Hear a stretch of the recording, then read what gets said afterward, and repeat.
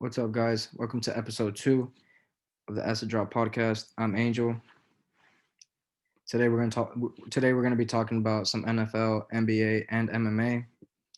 So last weekend or the weekend that just passed, it was the divisional round for the NFL.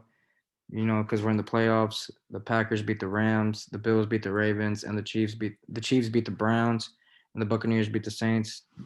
So on today's episode, we'll be talking more about the Bills and the Ravens and the Saints and the Buccaneers, just because those were the games that I watched. On the Ravens and the Bills game, both those, the Ravens and the Bills had a very good defense on that game. They both played really good defense that game. They held Lamar Jackson to only 162 yards, and they made him throw an interception. Excuse me. They also Josh Allen threw for 206 yards for one touchdown. I mean, it was a low scoring game, 3-17. Um, both defenses stepped up. You know, they came through. It was just the offensive side. The Bills did a really good job on holding Lamar Jackson to the inside the pocket, causing him to throw. But they also allowed hit their cornerbacks and their safeties. They protected they guarded the receivers really well. They weren't giving them any space. You know, it was just a very, very good defensive game. So I mean, if you like defense, that was a game for you to watch. Just because, like I said, I mean, both teams played really good defense. But the game that I really want to talk about is the Buccaneers versus the Saints. That game was really good just because it was, just two all-time great quarterbacks going at it. I know the Saints beat the Buccaneers twice during the regular season, but that doesn't really matter. All that matters is, what you can do during the playoffs. And they held Tom Brady to 199 yards. I want to say held just because, like, last last week on the wild card, Tom Brady threw for like three over 300 yards, I believe. So I mean, that's really good. I mean, he did throw two touchdowns, but what do you expect? It's Tom Brady.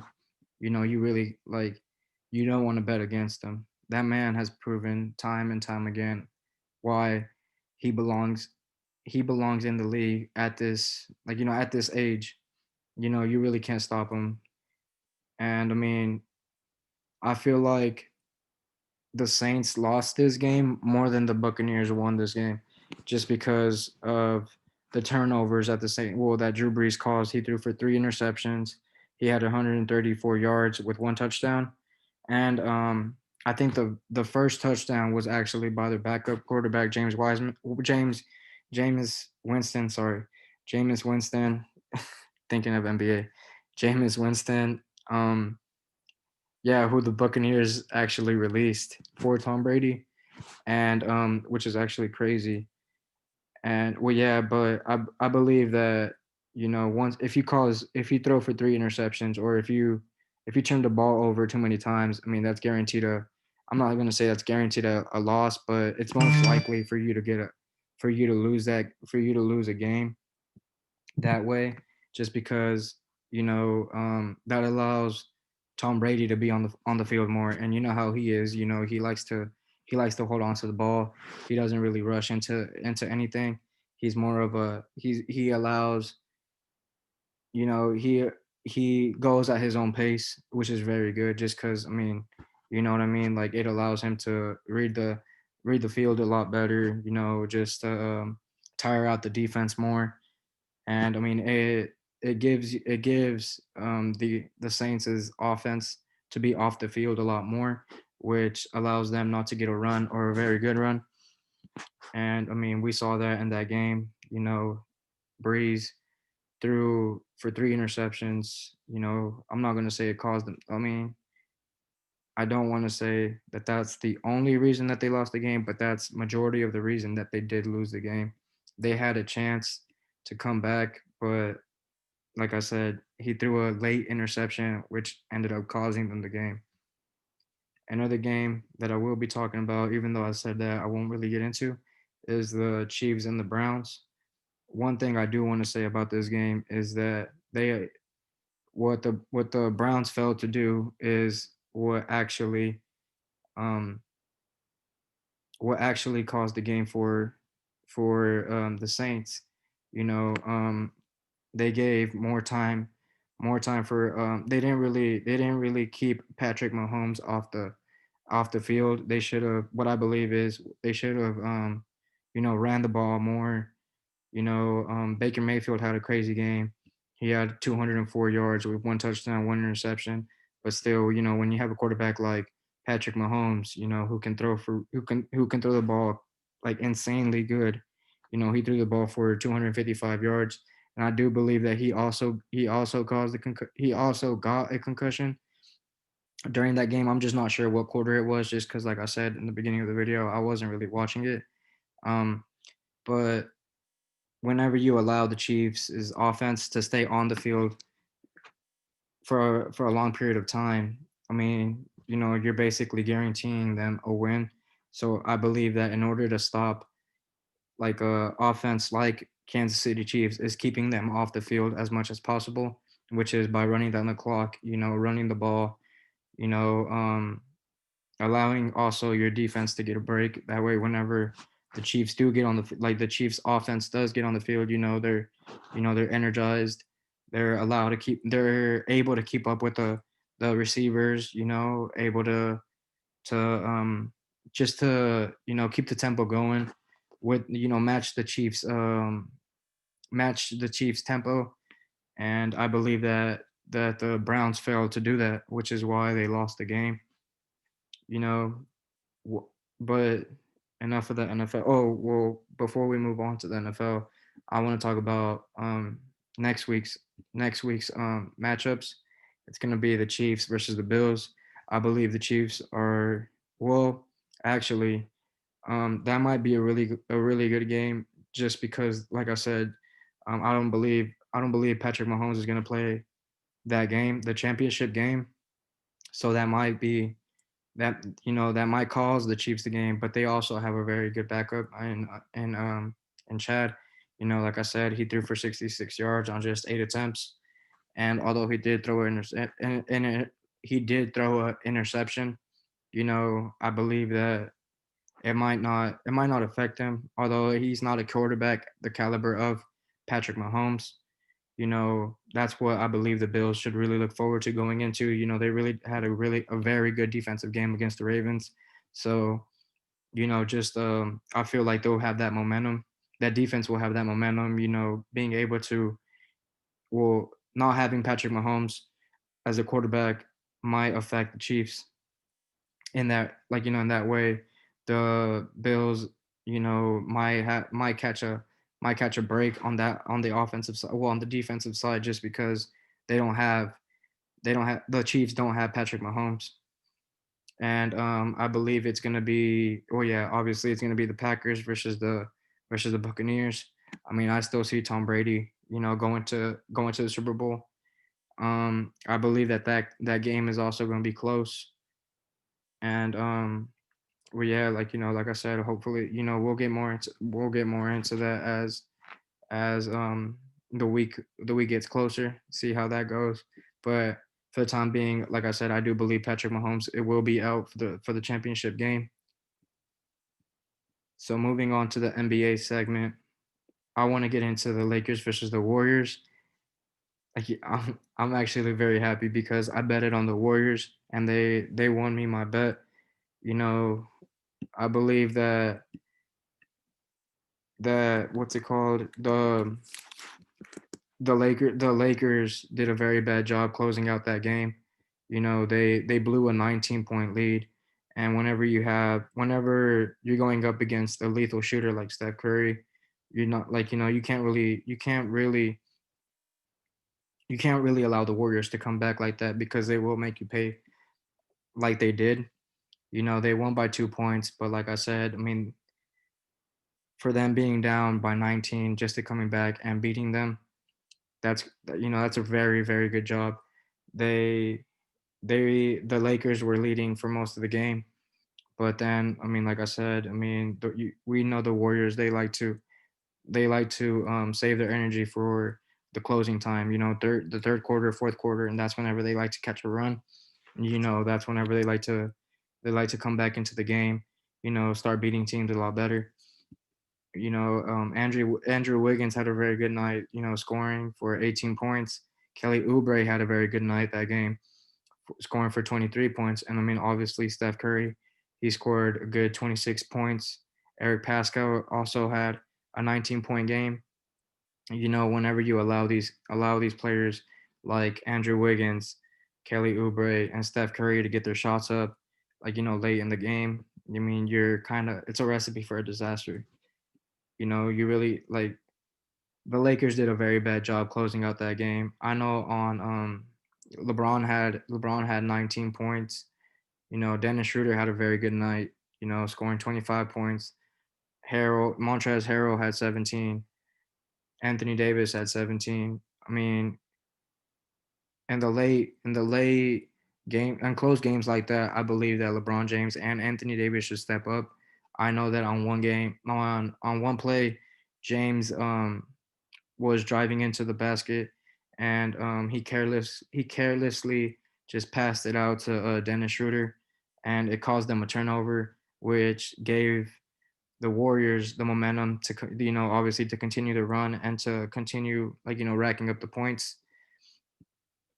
And I mean, like I said, I mean, on games like this, I believe that on close games like this, I believe that LeBron James and Anthony Davis, either one of those two should should be able to step up. I know I said this like on the last podcast that on the last episode of the podcast that LeBron likes to let his teammates get going in the beginning, and then likes to take over towards the end. And we didn't really see much of that in that game. I believe that he thought it was going to be an easy win, so he didn't really take it serious, which came back and bit him in his ass because you can't really do that with a team like the Warriors. They still got, although they don't have Klay Thompson, they're still really good. They still have Steph Curry, they still have Draymond Green. They got Andrew Wiggins now. They got who's fitting really well with them. We saw how he was with the Timberwolves. He wasn't really doing great. He a lot of people were saying that he was overpaid, but I mean, obviously he still is overpaid, but he's actually taking off the pressure of having him to be your first option or your second option, but moving him into either your third option. It seems to be a lot better for him. It seems to be working a lot better for him, just because he's more comfortable. He's not having to deal with all that pressure. Excuse me. And Kelly Oubre, like I said, he had a really good game this game. He was knocking down threes, although it might have not been a lot. He was still able to dominate. And I mean, I feel like he's gonna be like later on he's gonna gain his confidence back, and especially on a game with the Lakers, I believe that was a very good booster for a very good confidence booster. And it was a very good timing for him to have a 23-point game, because I mean it came at the right time. It came against a very good team, against the Lakers, who I believe are like the top of the conference. Or I might be wrong. No, actually the Clippers are now at the top of the conference due to the Lakers losing against the Warriors. Another thing, another game that I want to talk about is the Nets versus the Cavs. That one was a very very good game. You know, it was Kyrie's first game back, and it was actually the first time that Harden, KD, and Kyrie played together after the whole trade happened with the Pacers, Cavs, the Rockets, and the Nets. You know how they traded. Um, the Nets traded. Oh, I'm only talking about these two teams that played against each other. They sent Jarrett Allen and Tyrion Prince out to the Cavs on a 4-team deal, and just so the Nets can get Harden. I believe that well, I don't really want to talk about much of that trade just because it already happened, and I mean we still haven't really seen we still really haven't seen who's gotten the best out of that deal.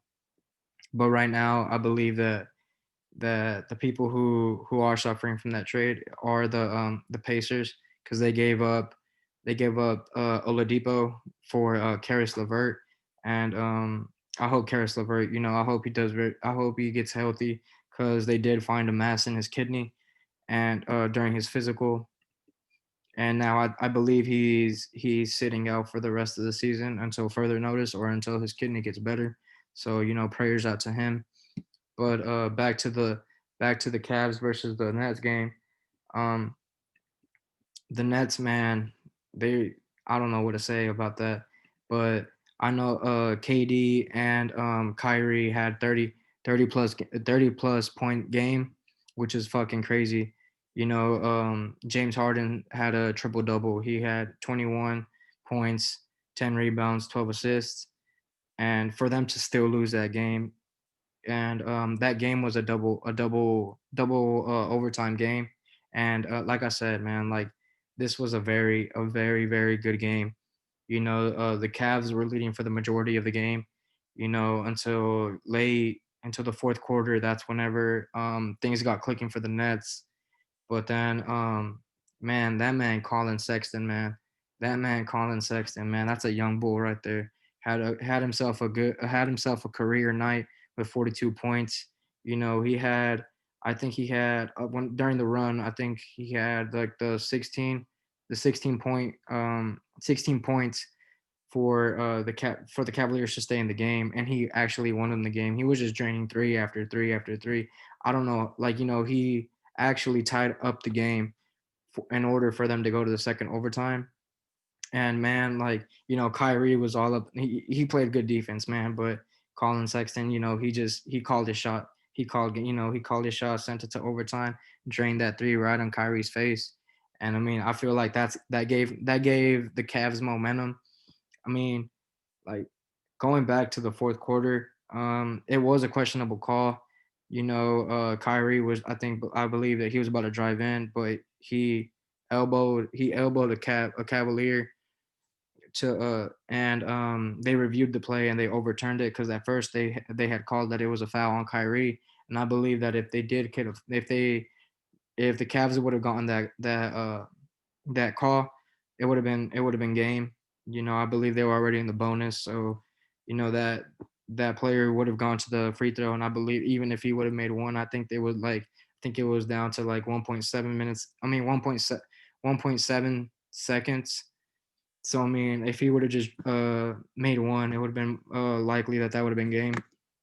But man, I believe that as soon as Collin Sexton, drained that three over Kyrie to send it over to overtime, to the second overtime, like that gave the Cavs motivation to keep going, and I mean it paid off. They on the second overtime, they scored 20 points while they held the Nets down to only 8, which is fucking crazy. Like I said, I mean, whenever like the Nets, they literally traded everything, like all of their bench, and I believe that ended up biting them in the ass, because the bench only had 10 points, and when you give up your depth, like for a win now situation, it does, like you do, like later, like on close games like this, you do see where you know things might go wrong, because obviously you need your bench to step up, but at the same time you really can't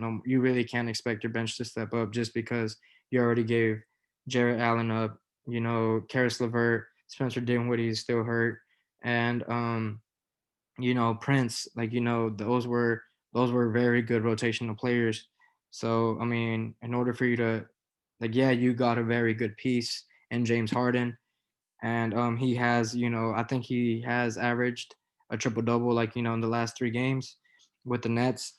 But I mean, whenever you can't really expect to give up depth and still, like win on close games like this, because whenever you take your starters out, obviously you need somebody out there to produce, and you can't always have, well, I guess you can, but you really can't have one of your three starters, one of your three best scorers out there with the bench at all times, because obviously you still want them to have minutes.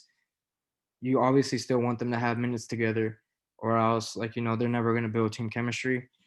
And well, yeah, like I believe that showed in this game. Like the Cavs came and they handled business.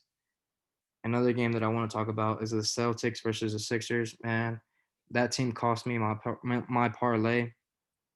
I had the Celtics winning, the Heat winning, and the Mavs winning. Both the Heat and the Mavs won, but the Celtics, man, they blew that game. They were up, I think, like 61-58 at like up to the half, and they had a very good third quarter, scoring 31 points, and while holding the Sixers to 28. So going up to the fourth quarter, they were still up. Excuse me, and but man, they suffered in the fourth quarter. The 76ers did a very good job on holding them only to 17 points, while the 76ers scored 31, and that's a very big deal. Like, whenever you have a team like the Celtics, I understand that Jason Tatum is out, but man, they still got Jalen Brown, they still got Marcus Smart, they still got Kemba Walker. Like, whenever you have players of that caliber, man, like, you really can't give up.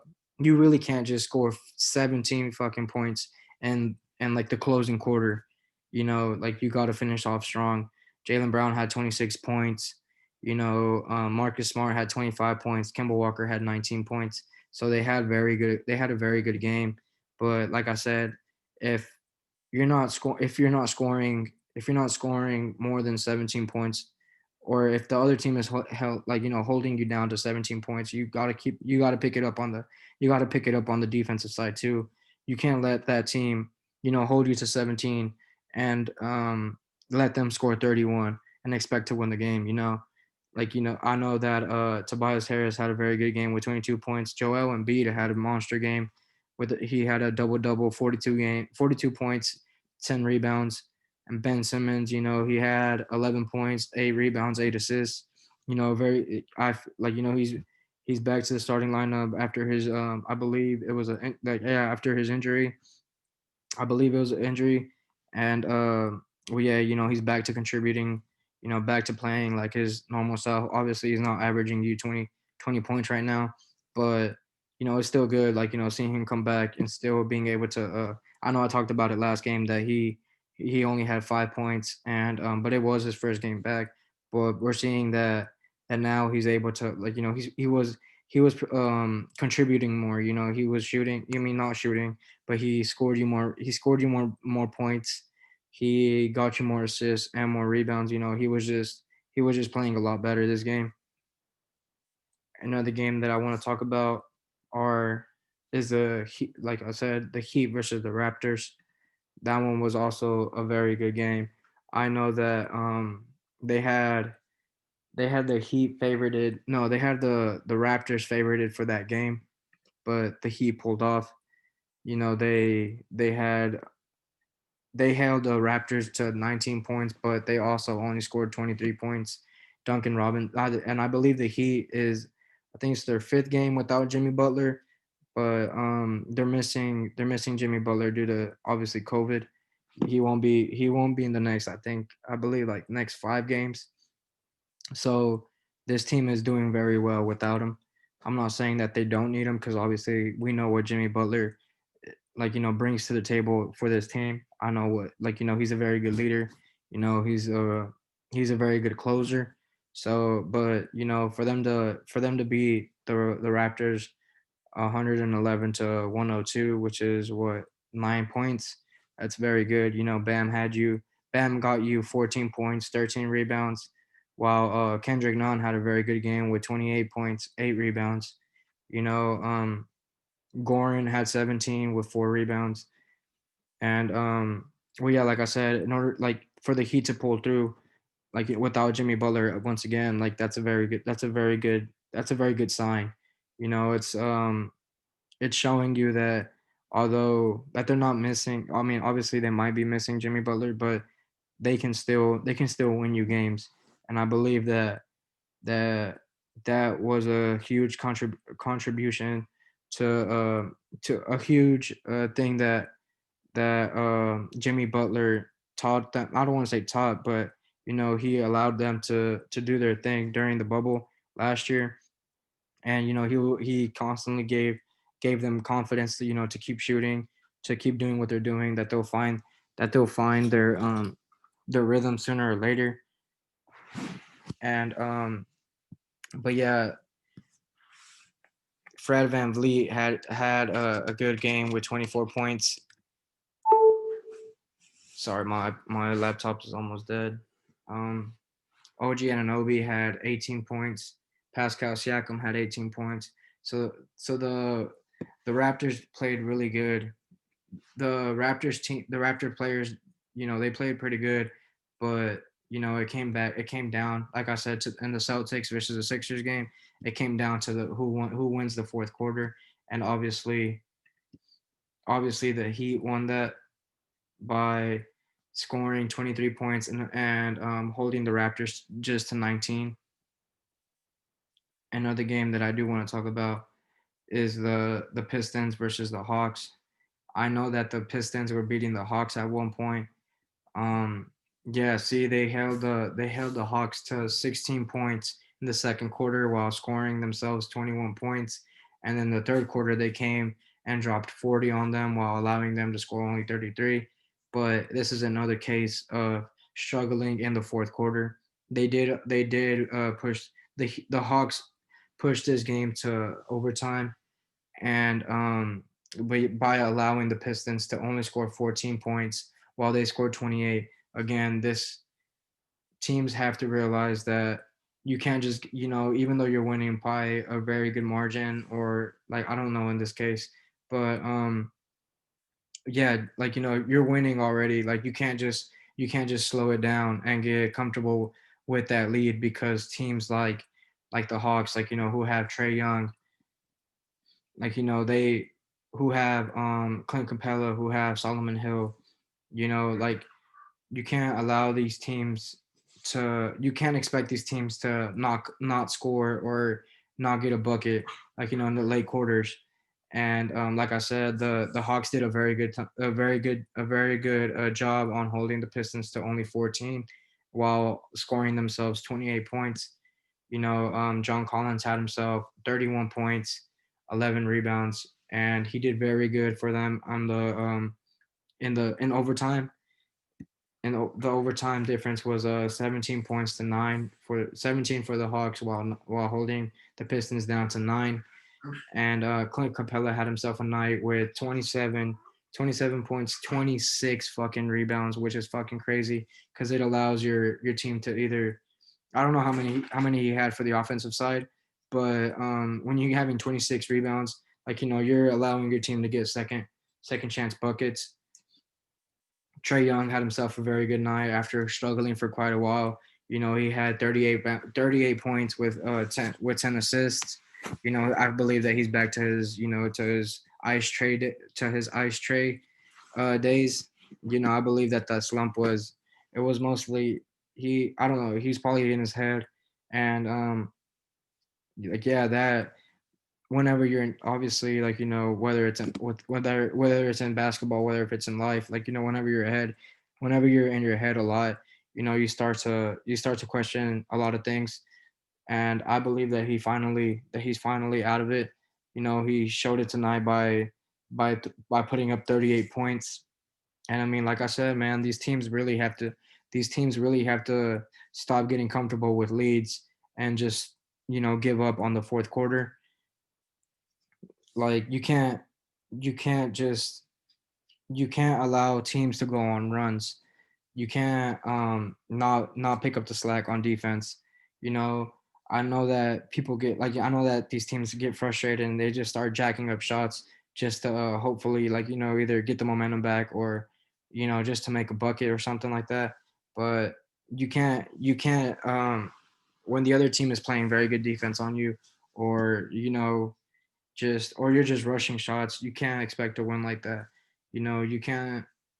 You have to keep the pace. Like, I don't want to say you have to keep the pace up, but you have to at least do something to either slow it down, slow the other team down offensively, and you also have to be able to, come back and put the ball back in the basket. So I know this was a we'll go into the MMA segment. I believe that Conor is fighting Dustin, does and for the rematch for the rematch, this will be on Saturday. I believe Conor beats Dustin. I know that he's the favorited, but a lot of people are probably expecting like either a late first round knockout or a early second round knockout. But I believe that this might go to round three with Conor winning. But the bad thing is that well, if if you're Dustin, you have to see it. Obviously he's wanting to get Conor like late in the rounds. I'm pretty sure he's gonna do what everybody tries to do. Tire him out. Try to make Conor go the distance because we've seen that Conor doesn't really have that stamina. But man, like you can't expect him. You can't just expect to keep to tire out Conor because if he catches you with that left, like that's lights out. You know, and like I said on the last episode, I think this is a fight that might actually prove to see where he's at, like now in the MMA world, instead of that cowboy quick knockout fight. This is actually a very good matchup.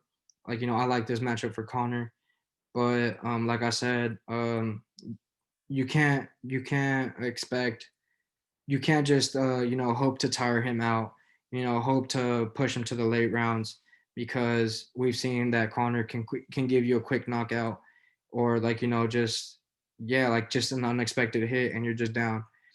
So I believe that yeah, like I believe that that Dustin's coaches or Dustin's corner are telling him, hey, like we want you to go the rounds, but don't don't force like don't force it. Like like obviously keep your guard up. You know, be on the lookout for his left. Be on the lookout for his kicks. Obviously now his shoulders. He's added a lot more. That both of these fighters have gradually gotten better, but like I said, I give this fight to Conor. And that concludes today's podcast. I know it's shorter than the others, but let me know if you actually like this timestamp a lot more than the previous one. Just so I can either make the podcast either longer or if I can make them like shorter, like because I know that people tend not to listen all the way through. Probably just like they want to listen to the NFL segment, they'll probably just listen to that, click off, or they just want to go to the NBA segment or just click off, but which is fine by me.